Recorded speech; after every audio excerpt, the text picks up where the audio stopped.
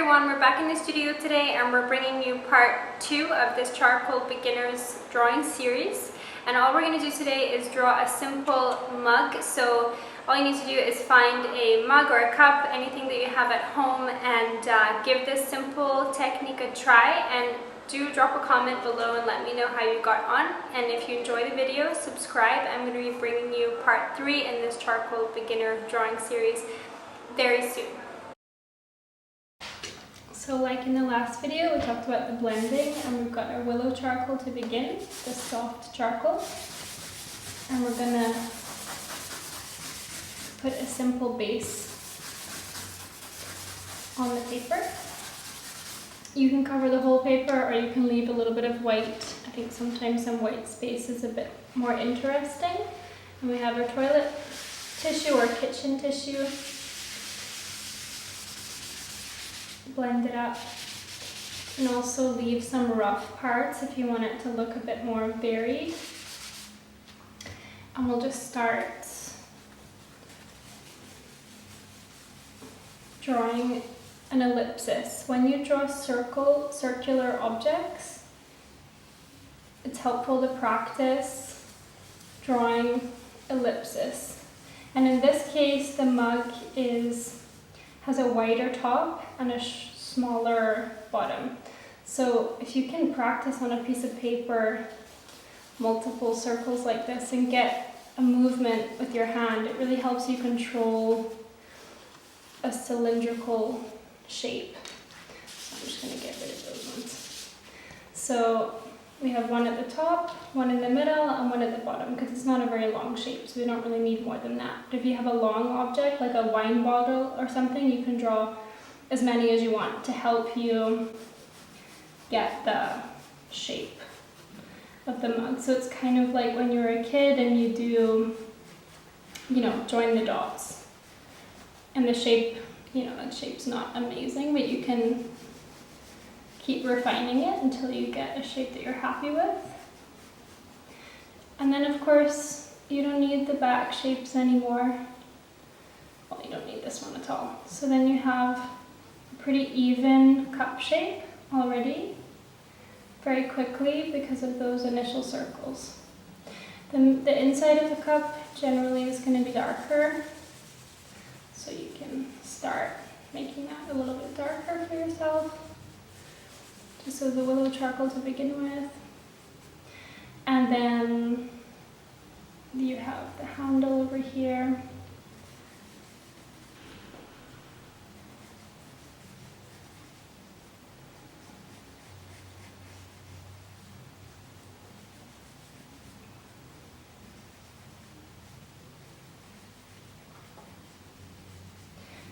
Now it depends on what perspective you're looking at the mug. From where I'm sitting, I can see the top of the handle is here, which is quite wide, and then the side is quite narrow. And then the bottom I can see inside the handle, so I can also see most of the inside of the handle, so the bottom is going to be wide as well. So you just have to be mindful of that, like how wide it is and how narrow it is. And then your shading will let the viewer know which is the inside part and which is the top, because the light will hit the top. And if you remember the first video there, you can use your willow charcoal or the plastic eraser to pull out the lights. And there's a little bit of light there, but the bottom of the handle is dark because it's inside, it's away from our eye, so that starts to give the illusion that that's inside, so you have the top and then the outside there. And yeah, so at this point you're adding lights and darks, which I've already started there, but the rim, the top of the cup, that's where the light's gonna go the most. And you can use your plastic eraser that you've cut into a thin shape to go all the way around. And you don't have to worry about the shape being perfect because later you can always change it. You just want like a basic thing in the beginning to start giving your overall shape. paintbrush if you want to change it. You can keep changing the drawing as you go. And the bottom, in this case, is generally definitely going to be darker because it's round at the top and it's narrower at the bottom. And when you get really clear about where the darks are, then you can start using a darker blending tool like the pencil. Because the willow charcoal, this soft one, will disappear very easily, but I don't want the dark to disappear here, so I'm going to add some shading on top of the pencil. And the bottom is going to be dark because it's disappearing from our eye, right? Because it's just bending in the ways, I don't know how to say that. And then you can use the blending stick to soften all those rough lines from the charcoal pencil and like drag the charcoal up the cup, because it's going to go gradually from dark to light, so it's like you're shading a gradient.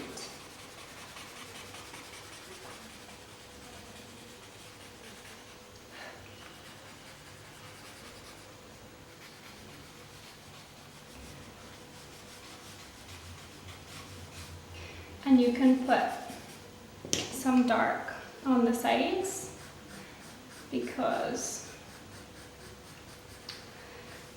the side of the cup is disappearing from our eye because it's a round shape. So you can exaggerate this a little bit in the drawing, even if your cup has more light on it and you can't really see that it's very dark on the sides, because on a drawing you sometimes need to exaggerate the shadow, otherwise it just won't pop out from the paper the way you want it to. So I'm going to use the blending stick on top of the charcoal pencil to blend it inside.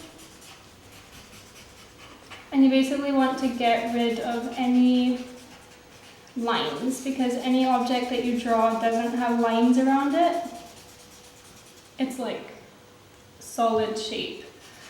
So like right here, I can still, like I wouldn't want to leave a line like that around it because it looks like a line. It looks like a drawing, right? So you want to try and make it look as three-dimensional as possible. So keep using the blending sticks until the lines disappear.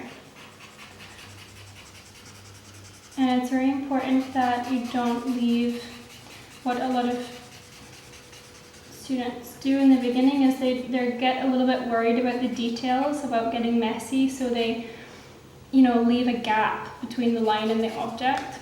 Like they leave these little white gaps because they don't know how to handle the detail. They struggle and they get to the edge and they realize that they're making a mess, so then they leave it. But if you feel like you're blending over the line like this, it's okay. All you need to do is work the background as well. So I'm going to do that on purpose, like make a bit of a mess. Then all I do is I'm going to rub the background out up to the line. And you can, now it's kind of the opposite at the top here. I want the light to be there at the top around the rim. So I'm going to do the same thing using the background, except instead of rubbing it out, I'm going to make it darker. So I'm not drawing the cup anymore, I'm drawing on the background to the edge of the cup, which means I don't have to put a line around here because I'm just putting a shadow around here. So in drawing terms, you would call this the negative space. Sometimes you can't see where the line has gone wrong, but if you focus on the background, then all of a sudden the drawing makes more sense again. So I'm going to start, you can use your finger as well to smooth things down.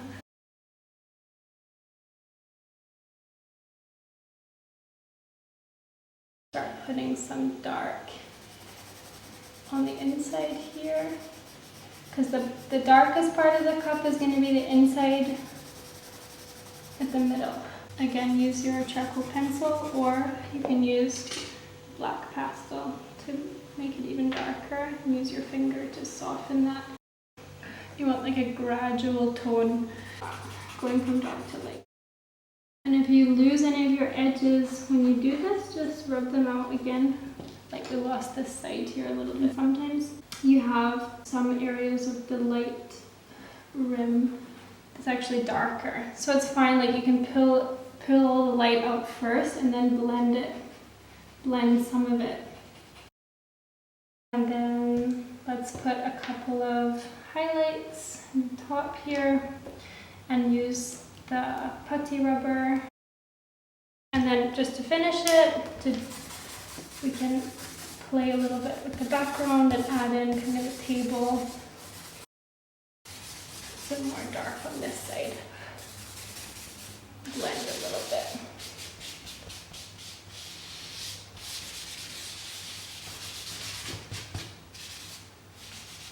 Something like that. You can play with that so you get kind of a smoky